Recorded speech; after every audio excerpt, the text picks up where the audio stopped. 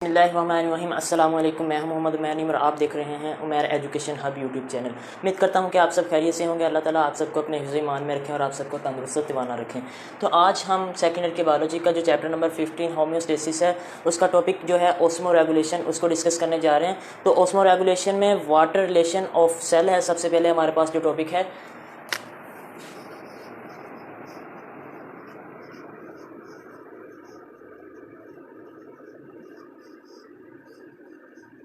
अच्छा, तो water relations of cell जो पानी है,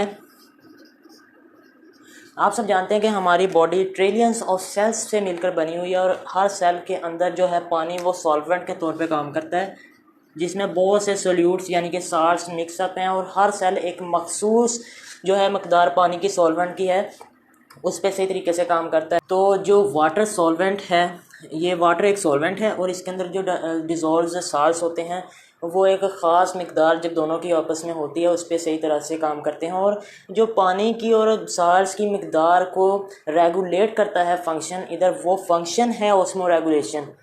तो simply we can say this as the method which maintain the concentration of water and solute is called osmo regulation।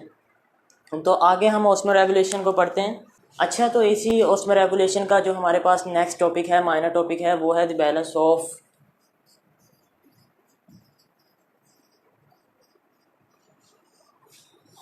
Water and salts कह लें या सोल्यूट कह लें इन our body.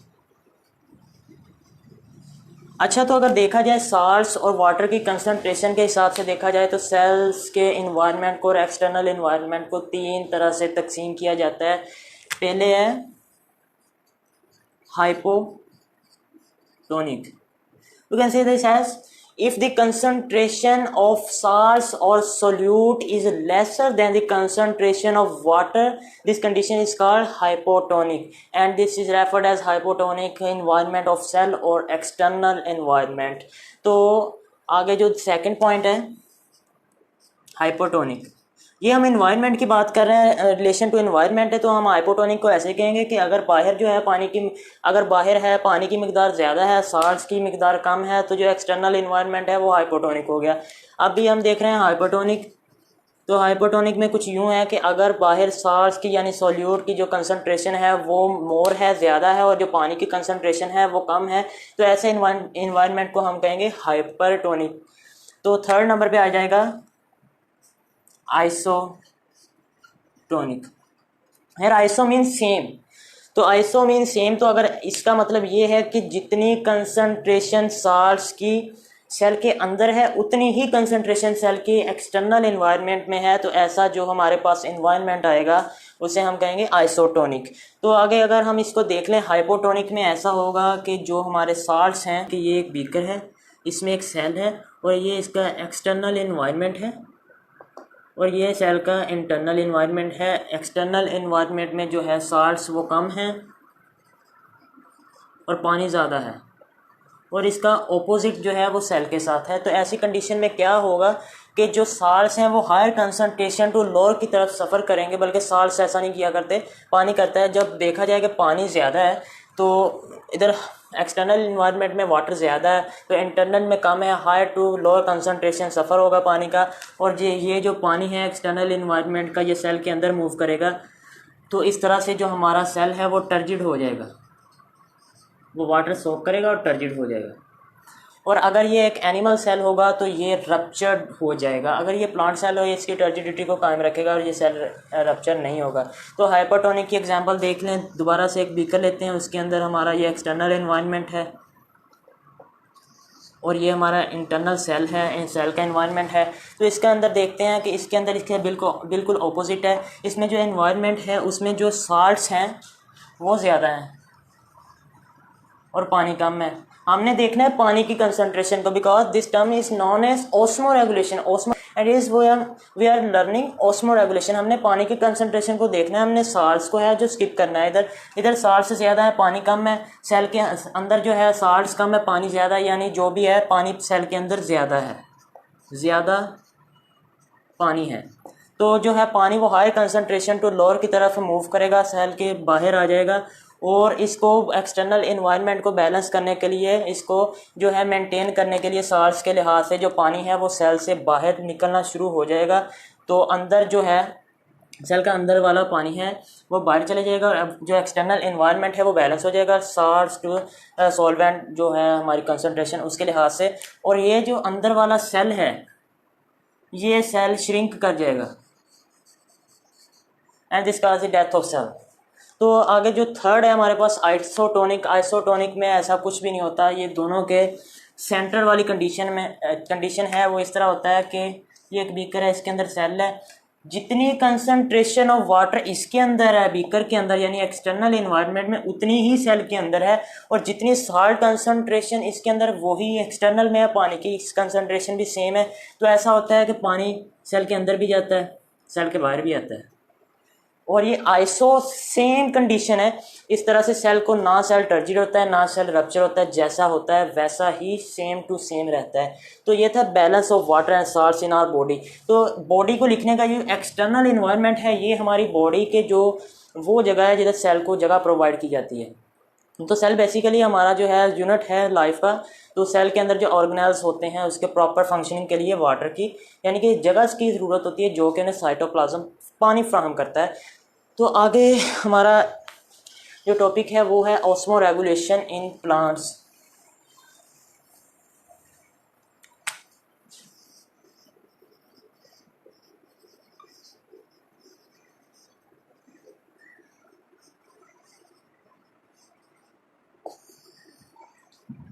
Osmo regulation in plants, पानी के लिहाज से जो पौधे हैं उन्हें तीन तरह तकसीम किया गया है। सबसे पहले हाइड्रोफाइट्स हैं,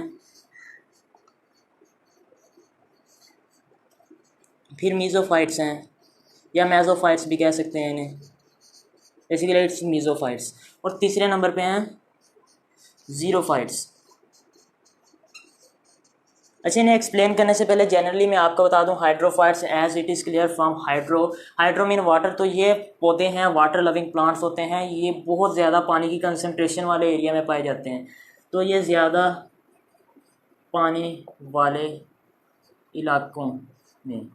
और जो है मीज़ोफाइट्स, ये दोनों का वही टर्म आ गई है इधर भी, ये दोनों की मिड टर्म है, यानी कि ये पानी की लिमिटेड सप्लाईज हैं, उधर भी हो सकते हैं जिधर पानी मौजू पानी दस्तयाब है, ना कम है ना ज़्यादा है। तो तीसरे नंबर पे आ जाते हैं ज़ीरोफाइट्स। ज़ीरोफाइट्स ऐसे प्लांट्स हैं जो कि खुश्क इलाका जात में पाए जाते हैं और ये कम पानी चाहते हैं। तो अभी इनकी एक्सप्लेनेशन की तरफ जाते हैं। आइए, तो पहले नंबर पे हम देख लेते हैं हाइड्रोफाइट्स को।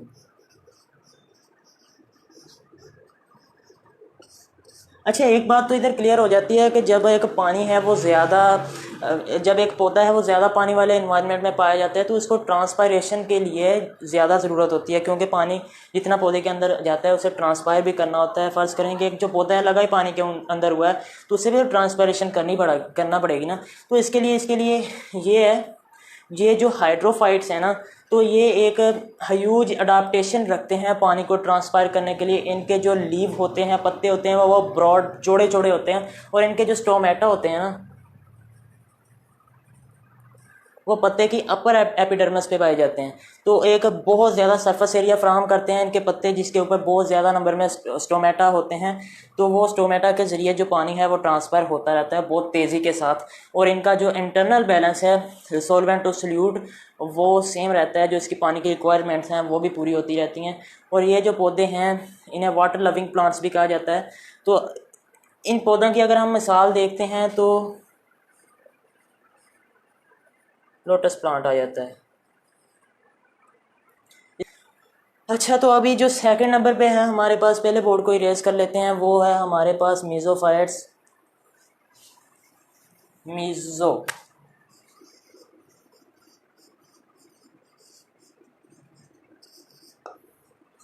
मॉडरेट वाटर प्लांट्स, ऐसे पौधाजात जो कि पानी की एक महदूद सप्लाई, जो कि आम सप्लाई है उसके अंदर, यानी कि जिधर इन्हें थोड़ा बहुत पानी मिलता रहे उधर ये ग्रो करते हैं। इन पौधों को मीज़ोफाइट्स कहा जाता है।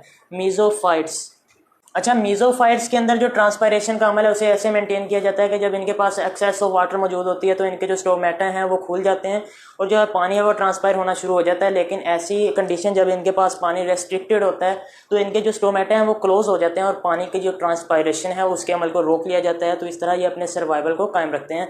तो इस प्लांट्स के अगर हम एग्जाम्पल लेते हैं तो इसमें ब्रासिका आएगा,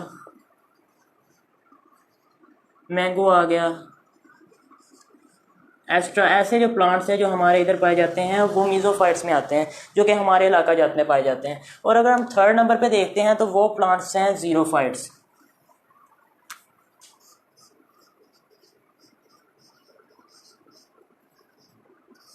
अच्छा, ये जो ज़ीरोफाइट्स हैं ये वो प्लांट्स हैं जो कि बहुत ज़्यादा कम पानी वाले एरिया में पाए जाते हैं, जिधर इन्हें पानी बिल्कुल बहुत कम मिलता है। सिर्फ बारिशों का पानी है वो इन तक पहुंचता है और बारिशें भी उन इलाका जात में बहुत कम होती हैं। तो इन पौधों ने अपने आप को इस तरह अडाप्ट किया होता है कि इनकी जो ट्रांसपायरेशन है वो बहुत कम होती है। तो इस अमल को करने के लिए इन्होंने जो तरीक़ाकार अपनाया होता है वो इनका ये है कि जो इनके पत्ते होते हैं वो बारीक और लंबे होते हैं, थोड़े पत्ते नहीं होते, ताकि जो इनके स्टोमेटा हैं उनको बहुत कम जगह प्रोवाइड कीजिए। दूसरी बात यह है कि जो इनके स्टोमेटा होते हैं वो इनके लोअर एपिडर्मिस पे पाए जाते हैं टू रिस्ट्रिक्ट वाटर ट्रांसपायरेशन। और इस तरह के जो पौधे हैं ये जब बहुत सवेयर कंडीशन हो जाती है, अगर हम इधर मिसाल लेते हैं इसके मिसाल बाद में लेंगे, कुछ इसके प्लांट्स ऐसे हैं जब बहुत सवेयर कंडीशन आ जाती है तो वो अपने लीव्स जो हैं, पत्ते हैं, उन्हें झाड़ देते हैं ताकि जो है पानी का लॉस है उसे रोका जा सके, क्योंकि पानी की तो पौधे को ज़रूरत होती है ना। तो ऐसी कंडीशंस में अपने ये पत्ते हैं उन्हें गिरा देते हैं ताकि पानी को ज़ाया होने से बचाया जा सके। और इनके जो वैसे भी अगर इनके पत्ते जो होते भी हैं ना उनके ऊपर वैक्स की तह चढ़ी होती है, जो इनके स्टेम होते हैं उन पर भी वैक्स की तह होती है कि इनके जो क्यूटिकल्स हैं उससे भी वाटर की ट्रांसपायरेशन ना हो सके।